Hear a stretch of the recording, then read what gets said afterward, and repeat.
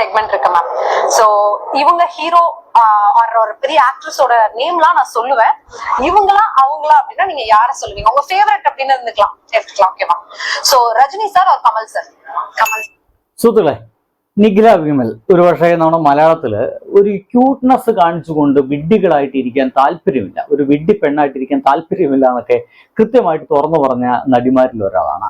തനിക്ക് രാഷ്ട്രീയമുണ്ട്, അത് ഇടതുപക്ഷമാണെന്ന് തുറന്നു പറഞ്ഞ ഒരു നടി കൂടിയാണ്. ഇങ്ങനെയൊക്കെ തുറന്നു പറച്ചിലുകളൊക്കെ പലരും കുറയ്ക്കുന്ന സമയത്ത് ഞാനൊരു കമ്മ്യൂണിസ്റ്റുകാരിയാണ് എന്ന് വളരെ ഒരു മടിയില്ലാതെ പറയുന്ന ഒരാൾ കൂടിയാണ്. അനാവശ്യമായ ചോദ്യങ്ങൾ കണ്ടു കഴിഞ്ഞാൽ അപ്പം തന്നെ പ്രതികരിക്കാനും ആ ചോദ്യം ചോദിക്കുന്ന ആൾക്കാരെ കളിപ്പിച്ചു വിടാനും ഒരു മടിയില്ലാത്ത ഒരാളാണ്.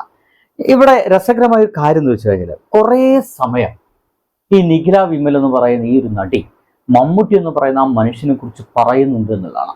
ഇത് നടക്കുന്നത് അങ്ങ് ചെന്നൈയിലാണ്, തമിഴ്നാട്ടുകാരുടെ ഇടയിലാണ്. ഒരുപാട് തമിഴ് നടന്മാരൊക്കെ വെച്ചുകൊണ്ട് ഇവര് മമ്മൂട്ടിയെ ഒരു താരതമ്യം ചെയ്യാൻ ശ്രമിക്കുന്നുണ്ട്. പക്ഷേ എത്ര തന്നെ മമ്മൂട്ടിയെ താരതമ്യം ചെയ്ത് കഴിഞ്ഞിട്ടും ഒരു രക്ഷയില്ല. ഭഗവത് എന്ന് പറയുന്ന എൻ്റെ ഒരു സുഹൃത്തുണ്ട്. ആ ഒരു സുഹൃത്താണ് എനിക്ക് ഈ ഒരു വീഡിയോ അയച്ചു തന്നത്. കുറച്ച് ദിവസം മുമ്പ് അയച്ചു തന്നതാണ്, പക്ഷേ ഞാൻ ഇപ്പോഴാണത് ഇൻസ്റ്റാഗ്രാമിൽ കണ്ടത്. സോറി സുഹൃത്തെ, താമസിച്ചു പോയി നിങ്ങൾ അയച്ചു തന്ന വീഡിയോ ഒന്ന് റിയാക്ട് ചെയ്യാൻ. എന്തായാലും ഇവർ പറയുന്ന ഈ ഒരു വാക്കിലേക്ക് നമുക്കൊന്ന് കടക്കാം. செக்மெண்ட் இருக்கு மேம். ஸோ இவங்க ஹீரோ ஒரு பெரிய ஆக்ட்ரஸோட நேம்லாம் நான் சொல்லுவேன். இவங்களா அவங்களா அப்படின்னா நீங்க யார சொல்லுவீங்க? உங்க ஃபேவரட் அப்படின்னு எடுத்துக்கலாம். ஓகேவா? ஸோ ரஜினி சார் ஒரு கமல் சார். கமல் சார் ஒரு மம்முட்டி சார். மம்முட்டி சார் கமல் சார் ரெண்டுமே ஏதாவது ஒண்ணுதான் சொல்லணும். இல்ல அப்படி இல்ல, ரெண்டு பேரா? இல்ல திஸ் ஆர் தட் மேம், அப்பதான் என்னால அடுத்து போக முடியும். ஓகே, மம்முட்டி சார் ஒரு மோகன்லால் சார். மம்முட்டி சார் ஒரு விஜய். மம்முட்டி சார் ஒரு அஜித். மம்முட்டி சார் और विक्रम. मम्मुटी सर और सूर्या. मम्मुटी सर और धनुष. ओके, நான் இனிமேல் என்ன சொன்னாலும் அவர் மம்முட்டி சார் தான் சொல்லுவாங்க போல இருக்கு. சரி, மம்முட்டி சார் और சிம்பு. मम्मुटी सर और फहद फासिल. मम्मुटी सर और पृथ्वीराज. சரி, மம்முட்டி சார் और சிவகார்த்திகேயன். மம்முட்டி சார். சோ என்ன ஆனாலும் மம்முட்டி சாரே 100 மார்க்ஸ் பண்ணி வின் பண்றார் அப்படின்னு சொல்லலாமா? ஆமா. സുഹൃത്തുക്കളെ, ഇതിൽ ഏറ്റവും രസകരമായ കാര്യം തമിഴ്നാട്ടിൽ പോയി കൊണ്ടാണ്. ഒരുപക്ഷെ മറ്റു വല്ല ചില ആളുകളൊക്കെ ആണെങ്കിൽ അവിടുത്തെ വല്ല നടന്മാർ വെച്ചിട്ട് താരതമ്യം ചെയ്ത് വെച്ച് കഴിഞ്ഞാൽ ഒരു മമ്മൂട്ടി സാറല്ല ഈ ഒരു നടനാണ് ഇഷ്ടമെന്നൊക്കെ പറഞ്ഞേക്കാം. പക്ഷെ നിഖില വിമൽ അവരുടെ ഇഷ്ടത്തെ ഒരു തരത്തിലും ഒരു കാരണവശാലും മാറ്റിവെക്കാൻ തയ്യാറല്ല. ആരൊക്കെ വെച്ച് കമ്പയർ ചെയ്ത് കഴിഞ്ഞാലും, അത് വിജയനെ വെച്ച് കമ്പയർ ചെയ്യുന്നു, ധനുഷിനെ വെച്ച് കമ്പയർ ചെയ്യുന്നു, സൂര്യ വെച്ച് കമ്പയർ ചെയ്യുന്നു, തലയെ വെച്ച് കമ്പയർ ചെയ്യുന്നു, ശിവകാർത്തികനെ വെച്ച് കമ്പയർ ചെയ്യുന്നു. ഒരാളെ വെച്ച് കമ്പയർ ചെയ്തിട്ടും ഈവൻ നമ്മുടെ സ്റ്റൈൽ മണ്ണ് വെച്ച് കമ്പയർ ചെയ്യുന്നു, ഒരു രക്ഷയില്ലോട്ടോ. ആരെ വെച്ച് കമ്പയർ ചെയ്ത് കഴിഞ്ഞാലും ഇവർക്ക് പറയാനുള്ള ഒരേ ഒരു ഉത്തരമാണ്, അത് മമ്മൂട്ടി എന്ന് മാത്രമാണ്.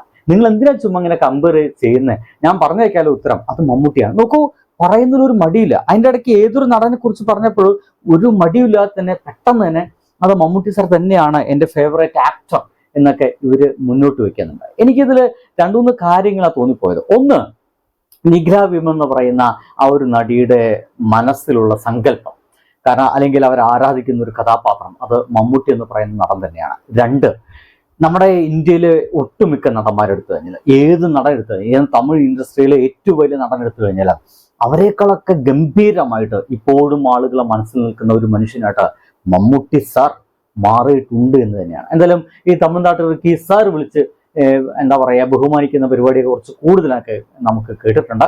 അതുകൊണ്ട് തന്നെ സാർ എന്ന് വിളിക്കുന്ന മമ്മൂക്ക. ആരൊക്കെ വെച്ച് കമ്പയർ ചെയ്ത് കഴിഞ്ഞാൽ നോക്കൂ, രജനീകാന്തൊക്കെ ആദ്യം രജനീകാന്തിനെ കമലഹാസൻ കമ്പയർ ചെയ്തപ്പോൾ കമലഹാസനാണ് ഇവർ സെലക്ട് ചെയ്തത്. എന്തോ ഭാഗ്യം, രജനീകാന്തിനെയും മമ്മൂട്ടി വെച്ച് കമ്പയർ ചെയ്യാൻ ചോദിച്ചില്ല. അപ്പോഴും മമ്മൂട്ടി തന്നെ ആ ഒരു ഉത്തരം പറഞ്ഞേനെ.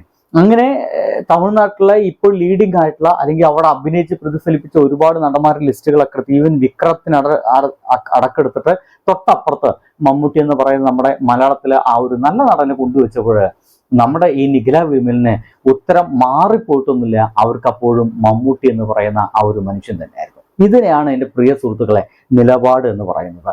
ഈവൻ ഈ അടുത്ത കാലത്ത് ഉണ്ണിമുകുന്ദൻ്റെ ഏതൊരു സിനിമയിൽ എനിക്ക് അഭിനയിക്കാൻ പോവാതിരുന്നത്, എനിക്ക് അഭിനയിക്കാൻ തോന്നിയതിൽ അതിലൊരു കുന്തും ഉണ്ടായിരുന്നില്ല, അഭിനയിക്കാൻ മാത്രമായിട്ട് അതിലൊരു തേങ്ങയും ഉണ്ടായിരുന്നില്ല എന്നുള്ളൊരു മറുപടിയായിരുന്നു നിഖില വിമൽ പറഞ്ഞത്. അതൊരു വലിയ വൈറലാവുകയും അത് ഉണ്ണിമുകുന്ദൻ്റെ സിനിമയ്ക്ക് എതിരെയുള്ള വാക്കായിരുന്നു എന്നൊക്കെ പറഞ്ഞിട്ടു. അതായിരുന്നു ആ ഉണ്ണിമുകുന്ദൻ്റെ ആദ്യ സിനിമ, ആ ഒരു സിനിമ സംവിധാനം ചെയ്ത സംവിധായകൻ തൊട്ടടുത്തിരിക്കുമ്പോൾ തന്നെയാണ് ഈ ഇങ്ങനത്തെ ഒരു അഭിപ്രായ പ്രകടനത്തിലേക്ക് ഇവർ മാറിപ്പോയെന്ന് മനസ്സിലാക്കണം. ഒപ്പം തന്നെ ഇടതുപക്ഷത്തിനൊപ്പം ചേർന്ന് നിൽക്കുക, ഇടതുപക്ഷക്കാരിയാണെന്ന് തുറന്നു പറയുക. എന്തിനാണ് ഇതിൽ മടിക്കുന്നത്? എല്ലാവർക്കും രാഷ്ട്രീയം വേണ്ടെന്ന് രാഷ്ട്രീയമൊക്കെ തുറന്നു പറയാൻ തയ്യാറാവുന്ന മലയാളത്തിലെ ഒരു നല്ല പെണ്ണായിട്ടൊക്കെ നമുക്കിതിനെ കാണേണ്ടി വരും. കാരണം മലയാളത്തിലെ പല നടിമാരും രാഷ്ട്രീയം ഉണ്ടെന്ന് ചോദിച്ചു കഴിഞ്ഞാൽ ചിണുങ്ങിക്കൊണ്ട് കൊഞ്ചിക്കൊണ്ട് എനിക്ക് രാഷ്ട്രീയമൊന്നുമില്ല, ഞാൻ ജയിക്കുന്ന പാർട്ടിയുടെ ഒപ്പമാണ് എന്നൊക്കെ ഒരു തട്ടുതൊളുപ്പൻ അല്ലെങ്കിൽ ഒരു ഡിപ്ലോമാറ്റിക് ഉത്തരമൊക്കെ പറഞ്ഞ് രക്ഷപ്പെടുന്ന ആൾക്കാരാണ്. പക്ഷെ ഒരു ഡിപ്ലോമാറ്റിക്കും തയ്യാറല്ല.